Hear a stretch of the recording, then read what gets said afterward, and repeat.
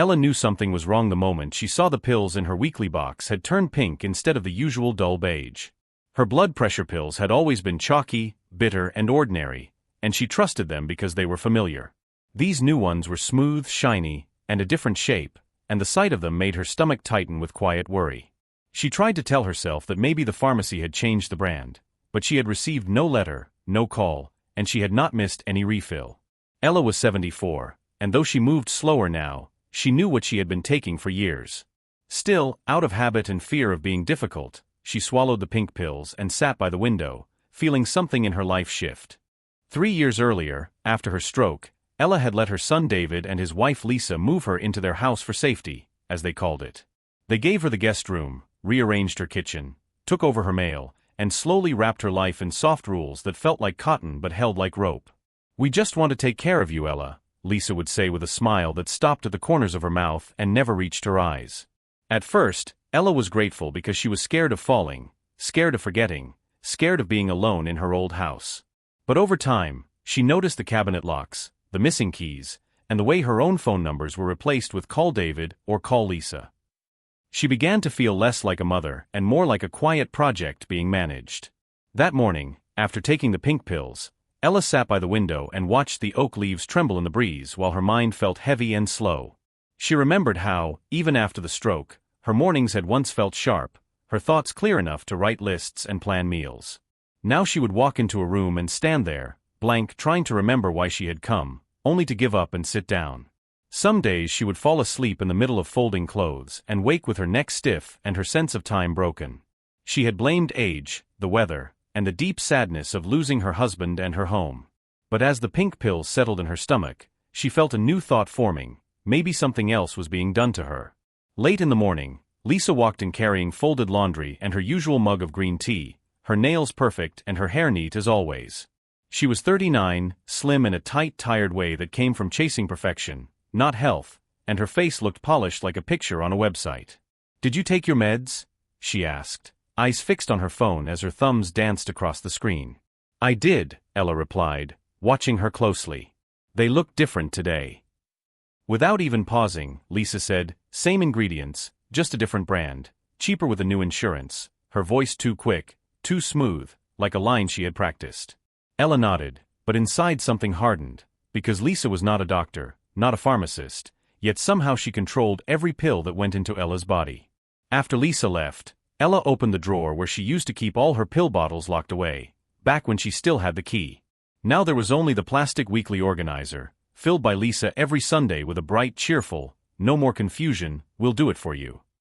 At the time, fresh out of rehab and overwhelmed, Ella had been grateful and tired enough to say yes to anything that sounded easier. She had not noticed how her choices were being traded away one small decision at a time. Sitting on the edge of the bed now, holding on to the side rail, she felt something new settle in her bones, not panic and not helplessness. It was a quiet, steady anger, the kind that did not shout but waited and watched and remembered. The next morning, Ella dressed early in soft pants and flats, then told Lisa she was going for a short walk to clear her head. Lisa barely looked up from her phone and said, "Good idea," as if dismissing a child to recess. Ella did not walk the block. She called a taxi and gave the driver the address of her old neighborhood pharmacy. The man behind the counter recognized her at once and greeted her by name, which steadied her nerves. She placed one pink tablet on the counter and asked, "Can you tell me exactly what this is?" He took it to the back, checked the imprint, and returned with a printout that would change everything. "It isn't blood pressure medicine," the pharmacist said gently, sliding the paper to her side of the counter. "It's a supplement called Cardio Balance Plus, mostly plant extracts and magnesium, not approved to treat hypertension." Ella stared at the page and felt the room go quiet except for the small hum of the refrigerator case. "So it won't help me," she said, hearing the flat truth in her own voice. "No, ma'am," he replied, "and it could be risky if it replaces your real medication." Ella thanked him, folded the paper with careful fingers, and walked back to the taxi feeling more awake than she had in months. When Ella stepped into the house, Lisa was laughing on a call, bright and polished and certain of herself. "Everything okay?" Lisa asked as she ended the call, her eyebrows raised in easy control. "Perfect," Ella said, and for once the word felt solid in her mouth. She went to her room, closed the door, and opened her small brown notebook where she used to track dosages and dates. The neat numbers reminded her who she had been before the fog. She placed the printout beside it and decided that the next step would not be talk but proof. While Lisa was out with a client and David was in the shower, Ella climbed the stairs she had been told to avoid and found the cabinet near the linen closet. A tiny silver padlock hung from the doors like a quiet insult. She fetched a small screwdriver from her sewing basket, slid it into the latch, and worked patiently until the lock clicked. Inside, her real prescription stood in a perfect row, untouched and still sealed with her name on every label. She pressed a hand to her chest and breathed slowly until the shaking eased. Then she hid the bottles in a yarn bag under her bed, a place Lisa never checked. Starting that evening, Ella replaced the pink tablets in the organizer with her real pills, moving carefully so the days stayed in order. Within 3 days, the fog began to lift, and her heartbeat felt steady like a clock set back to the right time. She finished the crossword again and noticed the scent of soap in the hallway, small signs of a mind returning to itself. At breakfast, David said, "You seem sharper, Mom," and Ella answered, "Rest helps," because the full story was not for him yet. Lisa, meanwhile, began stumbling over words and forgetting simple tasks, frowning at her tea as if the cup had shifted shape. Ella watched quietly, not with revenge, but with the calm certainty that truth had finally taken its seat. Ella studied Lisa's routines and noticed the bright shelf of beauty supplements lined up like trophies. Lisa bragged that they were custom blends and never counted pills, trusting labels more than scents. Ella did not believe in revenge, but she believed in perspective. She swapped 2 labels and left harmless vitamins where they belonged, then watched Lisa forget whether she had taken anything at all. By Thursday, Lisa called the dog by the wrong name, and they did not even own a dog. Ella marked times and details in her brown notebook like quiet evidence. David noticed that Ella seemed steadier and that Lisa seemed oddly distracted, but he blamed work and too many clients. Ella stirred her tea and said nothing because explanations had never protected her before. "You're sure you're okay, Mom?" he asked, searching her face. "I'm getting there," she said, which was the closest she had come to the truth in months. That night she heard muffled voices upstairs, Lisa's thin with panic and David's heavy with doubt. Ella stared at the ceiling and decided the next move would be hers. In the morning, Ella called her old doctor and booked an in-person visit for Tuesday. The receptionist sounded surprised to hear her voice and even more surprised that she would come alone. Ella set the phone down and felt a quiet strength spread through her chest like warm light. "I have an appointment," she told David at breakfast, and he nodded too quickly. Lisa stared into her cup and said, "That's good," without lifting her eyes. The house felt like a stage where everyone had forgotten their lines. On Tuesday, Ella walked into Dr. Allen's office with her printout and her notebook. He read the paper, looked at the untouched prescriptions, and said softly, "This isn't care, Ella, this is interference." He checked her blood pressure, memory, and reflexes, and the numbers made his eyebrows rise. "You're clearer now that you're back on the real medication," he said. "Keep a full record, and consider your legal rights." Ella nodded and left with copies, proof, and a plan. Back home, Lisa moved through the kitchen like someone walking underwater. "I can't think straight," she whispered, rubbing her temples. "Maybe you need to see a doctor," Ella said, steady as a metronome. "I don't want that on my file," Lisa snapped, then caught herself and looked small. David stood between them like a man holding 2 thin ropes that might break. Ella poured tea and let silence do the talking. That evening, Ella opened the cabinet under the sink and found a neat box holding all her sealed prescriptions. She ran a finger over her own name and felt both grief and relief. She placed the bottles back in her yarn bag and locked her bedroom door for the first time in a year. "I won't be erased again," she told the quiet room. The lamp hummed like it agreed. Outside, the trees moved with the kind of wind that announces a change. By Friday, a home nurse named Camille arrived, soft-voiced and competent, and Lisa did not argue. Camille asked calm questions, checked vitals, and wrote notes without judgment. David tried to fill the air with small talk, but his words fell like dull pebbles. Ella answered only when asked, and only about herself. "I want my own appointments, my own records, and my own keys," she said. Camille nodded and wrote, "Patient states intention for full autonomy." On Saturday, Ella called a lawyer named Mark Dean and asked him to come to the house. He brought a folder, a calm presence, and a list of clear steps. "We can revoke any power of attorney you didn't consent to," he said, and restore medical and financial control. Ella signed slowly, line by line, feeling something heavy loosen with each stroke. I'll also update my will and set a simple trust, she added. Mark nodded and said, You sound ready to be heard. That night, David sat at the table with an envelope Ella had placed there, showing years of quiet payments and favors. I didn't know, he said, staring at the totals that told their own story. You didn't want to know, Ella replied, not unkindly, just true. He swallowed and asked, How do I fix this? She folded her hands and met his eyes. You don't fix me, you respect me. On Sunday, Ella stood by the window and made a simple list titled What's Next? It read, New keys, direct pharmacy account, weekly check-ins I choose, apartment search near the library, garden pots for spring. Lisa came in quietly and said, I'm sorry, and for once she did not try to explain herself. Thank you, Ella answered, offering neither punishment nor permission. The house felt different, not healed, but honest. Ella closed the notebook and knew the path to the end was finally clear.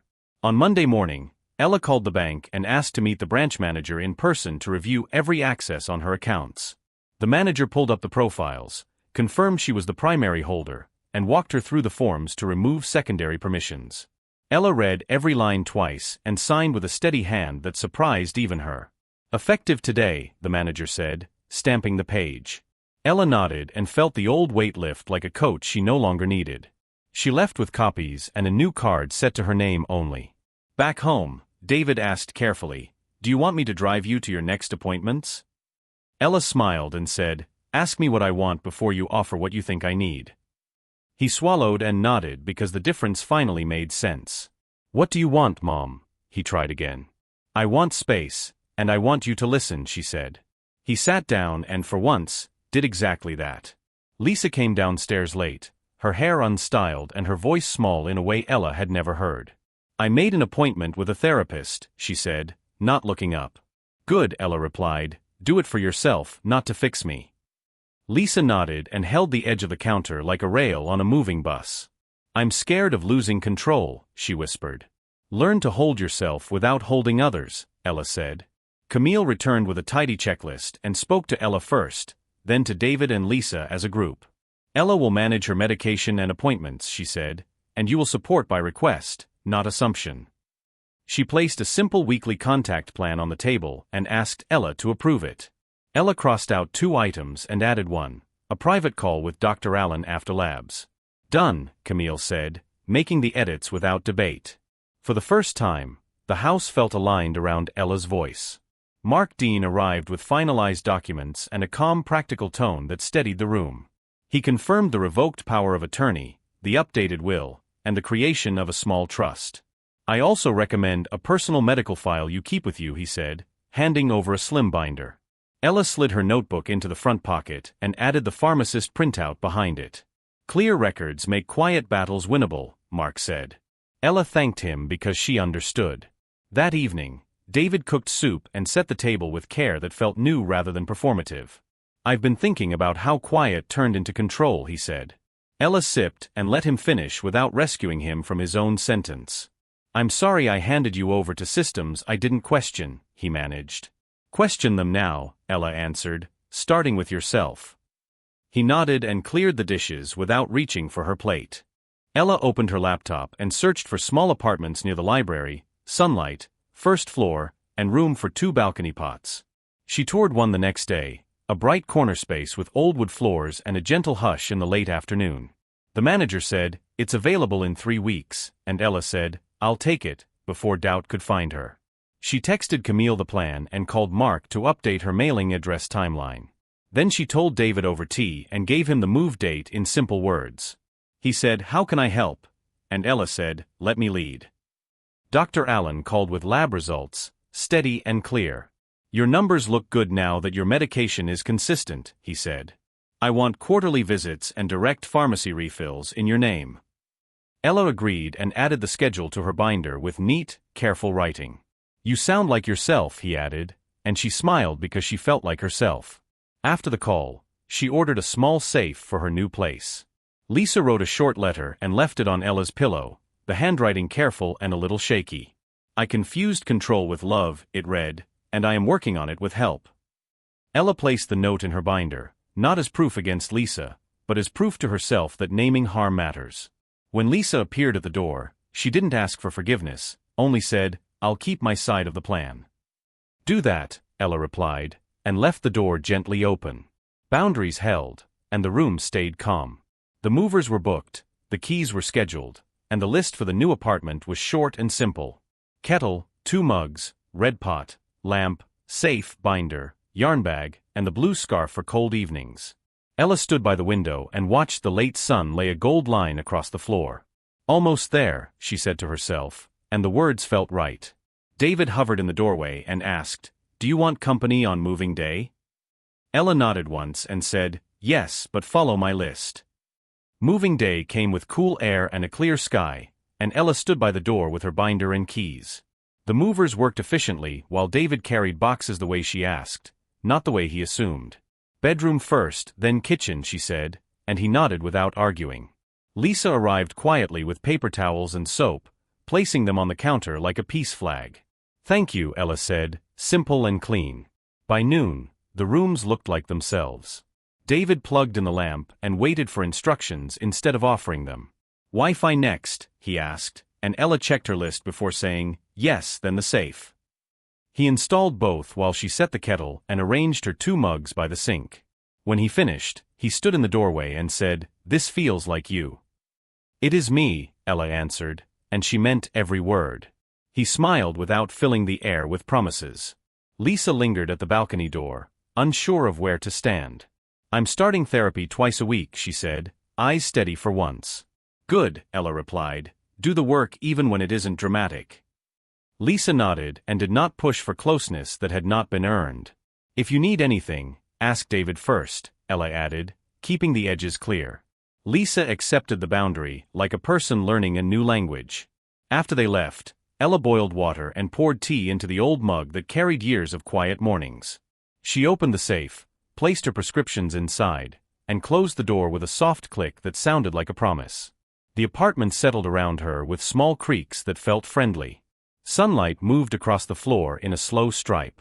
She sat in her chair and let silence be exactly what it was. No test, no judgment, just air.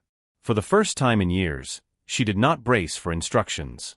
The next day, Ella met her neighbor, Anne, who wore soft shoes and a bright scarf. "A few of us sit outside on Tuesdays," and said, "No speeches, just tea." Ella said yes before fear could offer a reason to delay. On Tuesday, she joined 3 women who understood how quietly control can erase a person. They talked some, they listened more, and nobody tried to fix anyone. Ella left with a calm that felt earned rather than granted. Dr. Allen called to confirm her next appointment and asked if the pharmacy transfer went smoothly. "All set and in my name," Ella said, checking the dates written neatly in her binder. He congratulated her on the numbers and reminded her to walk daily if the weather allowed. "I'll plant balcony pots when the season turns," she added, already picturing yellow blooms. "Plan for spring," he said, and she smiled because planning for spring felt like planning for herself. She circled the appointment in ink that did not smudge. David visited on Saturday with a small lamp Ella had forgotten in the garage. He waited at the door until she said, "Come in," and then placed the lamp exactly where she pointed.